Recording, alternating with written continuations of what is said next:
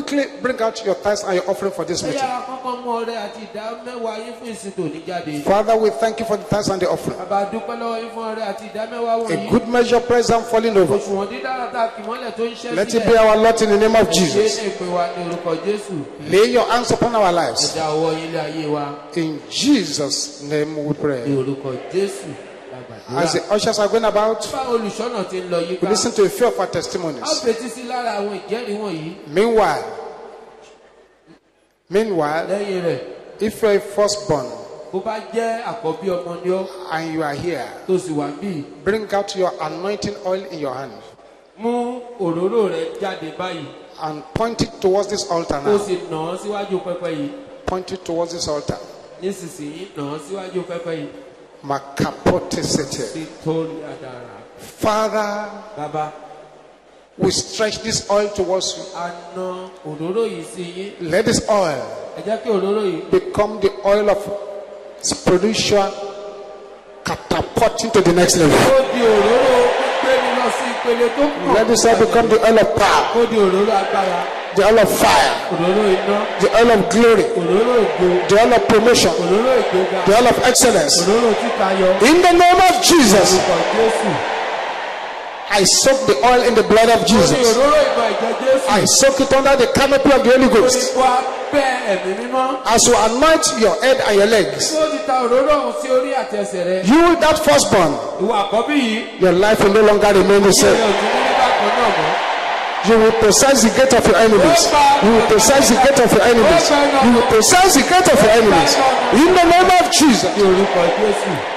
Thank you, Heavenly Father. dúpẹ́ bàbá wọ̀run. In Jesus' name we pray. ní orúkọ Jésù la gbàdúrà. While the ushers are going about bí àwọn olùṣọ́nà ti ń lọ yíká collecting the tithes and the offering, tí wọ́n ń gba ọrẹ àti ìdá mẹ́wàá. we listen to some of our a testimonies. fetí sí lára àwọn ìjẹ́rìí wọ̀nyí. If you're a firstborn, tó bá sì jẹ́ àkọ́bí. after giving your tithes and your offering, lẹ́yìn tó bá ti fi ọrẹ àti ìdá mẹ́wàá rẹ̀ sílẹ̀. use that oil to anoint your head ta òróró yẹn sí orí rẹ̀ and your àti legs. ẹsẹ̀ rẹ̀.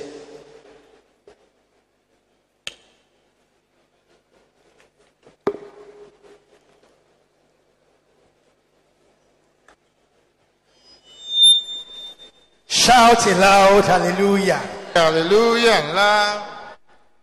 The word of prophecy that has gone forth this morning Ọ̀rọ̀ àsọtẹ́lẹ̀ tó ti jáde lọ lówùúrọ̀ yìí. through the prophet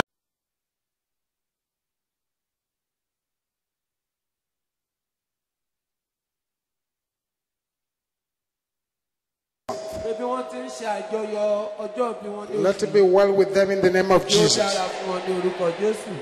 As we're celebrating your birthday this month, bí ẹ ti ń ṣe àjọyọ̀ ọjọ́ bí ní oṣù yìí. if Jesus tarries, bí Jésù bá fa bíbọ̀ rẹ̀ by sẹ́yìn. this time next year you become a bigger bundle of testimonies. ọdún tó ń bọ̀ ẹ́ di ìjẹ́rìí In the tó tóbi name of ní Jesus, orúkọ Jésù. top a good testimony. àdúrà Thank láti you, sọ. Heavenly Father. àdúpẹ́ bàbá wọ̀run.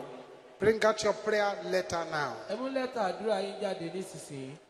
Bring out your prayer letter ẹ mú lẹ́tà àdúrà yín jáde and nísinsìnyí. stretch it towards this altar. kẹ́sì nà án síwájú pẹpẹ yìí. Father, we stretch our letters before nà you lẹ́tà àdúrà wa níwájú yín. after the order of gẹ́gẹ́ Ezekiel. bí Esekiah ti ṣe. Father, answer by fire in the name of Jesus. Dá wa lóhùn nípa iná ní orúkọ Jésù. Answer by fire in the name of Dá wa Jesus. lóhùn nípa iná ní orúkọ Jésù. Thank you, Heavenly Father. àdúpẹ́ bàbá wọ̀run. In Jesus' name we ní pray. orúkọ Jésù la gbàdúrà. If you are a firstborn, remain tó bá standing. jẹ́ àkọ́bí ni ọ́ dìde dúró. If you are not a firstborn, sit down. bí o bá kí ṣe àkọ́bí jókòó. But let your amen roar like thunder as you sit down. ṣùgbọ́n bóyá o jókòó ní àbò dìde dúró jẹ́ kí àmì rẹ kó máa ró As bí you àrá. can always stand in gap for somebody. nítorí o lè torí ẹnìkan gba àdúrà òun. Say this after me. wí báyìí tẹ̀lé mi. I'm a firstborn. àkọ́bí ni mí. I'm the beginning of strength of my household. èmi ni ìbẹ̀rẹ̀ agbára ti ìdílé mi. I'm the excellence of dignity, èmi ni ìtayọ ọlá. excellence of power. ìtayọ agbára. I shall not be a deficit unto the world. èmi kì yóò di ajigbèsè sí ayé yìí. I shall be as stable as a rock. èmi yóò dúró déédéé bí àpáta. I shall excel, èmi yóò tayọ.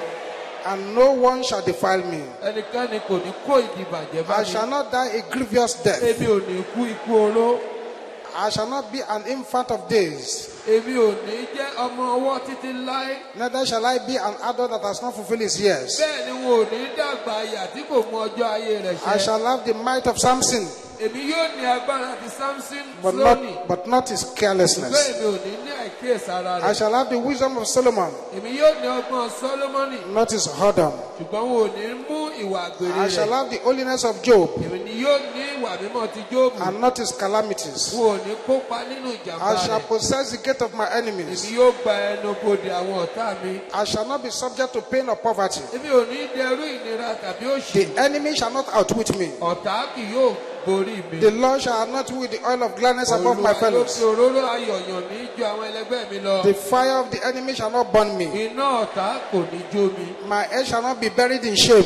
A ò ní tẹ orí mi ba sí. I shall be respected A ó bu ọlá fún mi. and honored A ó sì bu ọ̀wọ̀ in my fún mi father's house. ní ilé bàbá mi. I shall be the first among equals. Èmi ni yóò jẹ ẹni àkọ́kọ́ láàrin àwọn I shall be ẹlẹgbẹ́ the mi. preferred among many. A ó fẹ́ mi láàrin ọ̀pọ̀lọpọ̀. My voice shall be heard and reckoned with. A ó gbóhùn mi, a ó sì ka ohùn mi sí. As a firstborn, Gẹ́gẹ́ bí àkọ́bí, I redeem my destiny mo ra àyànmọ́ mi by padà the precious blood of nípa Jesus. ẹ̀jẹ̀ Jésù. I redeem my destiny Mo ra àyànmọ́ by mi the padà precious blood of Jesus.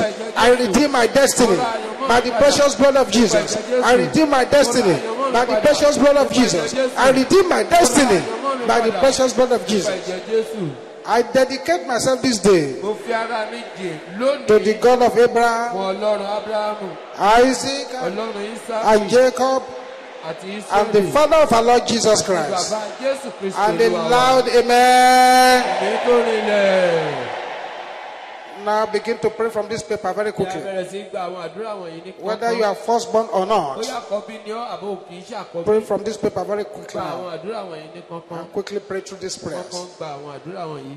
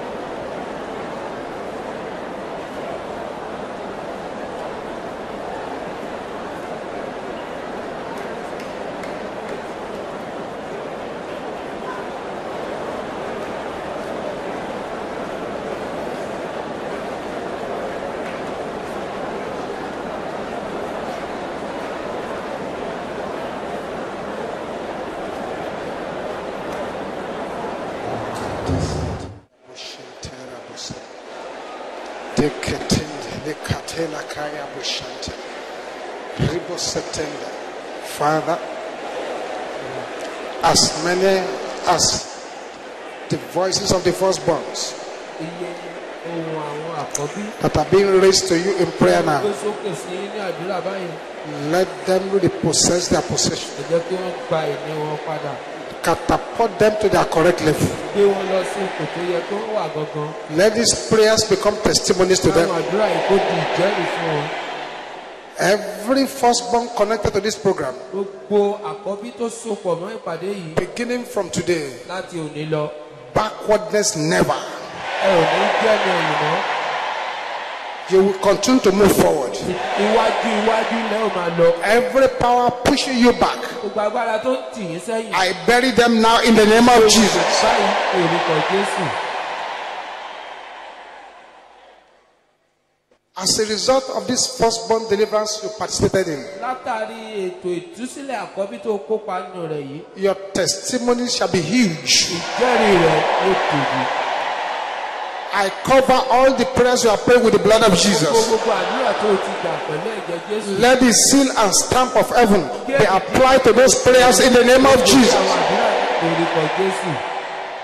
Thank you, Heavenly Father. Adúpẹ́ bàbá wọ̀run.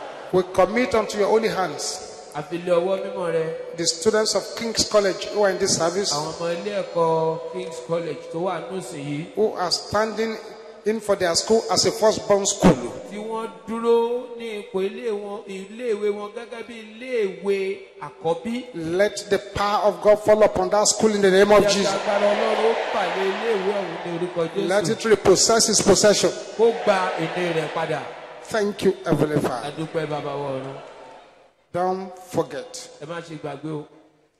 Don't forget. Ẹ má ṣe gbàgbé. At the next two palm exchanges, Agbára gbọ́dọ̀ pààrọ̀ ọwọ́ oṣù méjì tó máa tẹ̀léra wọn. deliverance from evil history Ìtúsílẹ̀ kúrò nínú ìtàn búburú and childhood bondages or problems. àti àwọn ìṣòro ìgbà èwe. Come with the pictures of your children. Mú àwòrán àwọn ọmọ rẹ wá. If you are still believing God to marry or to have a child, Oyè ń gbọ́ lọ́rùn gbọ́ láti ṣègbéyàwó àbí láti bímọ. come and stand in the gap with your own picture.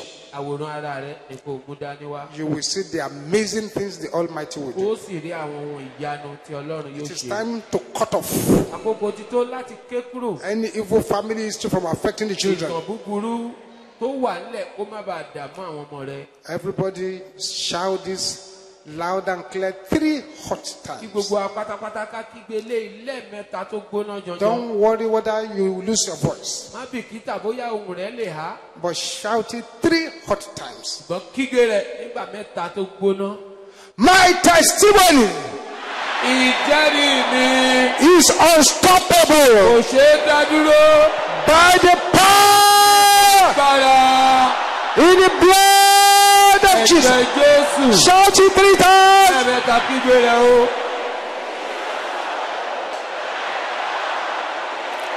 Number 2.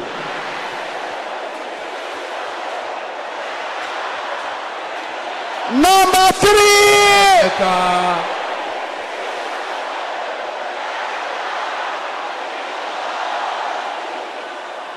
The Lord blesses you from Zion. Olúwa yóò bùkún fún ọ láti sí òní Make wá. His face to shine upon Yóò you. mú kí ojú rẹ̀ mọ́lẹ̀ No sí ọ weapon lára. formed against you shall Kò sóhun prosper. ìjà tí wọ́n ṣe sí ọ tí ó lò tí yóò The ṣe sun will rere. not smite you by day, Òrùn kì yóò pa ọ́ ní ìgbà ọ̀sán nor the moon by night. tàbí òṣùpá ní ìgbà òru. As a result of this palm of sin you have attended, Látàrí agbára gbọ́dọ̀ pààrọ̀ ọwọ́ tó wá yìí. you shall overtake those who are better than you. Ó bá àwọn tó dára jù ọ lọ. You shall overtake those who are more skilled than you. Ó bá àwọn tó mọṣẹ́ ṣe jù ọ lọ. All the servants writing on the head of your destiny shall be overturned, Gbogbo ẹrú tó ń gbọ́ ìṣàyànmọ́ rẹ yóò ṣe. and you shall possess your possession. Ó sì gba ohun ìní rẹ. In the name of Jesus. Orúkọ Jésù. Let us share the grace and fellowship. The grace of our Lord Jesus Christ, the love of God, and the sweet fellowship of the Holy Spirit be with us now and forevermore. Amen. Surely, goodness and mercy shall follow us all the days of our lives, and we shall dwell in the house of the Lord forever and ever. Amen. 21 glorious hallelujah.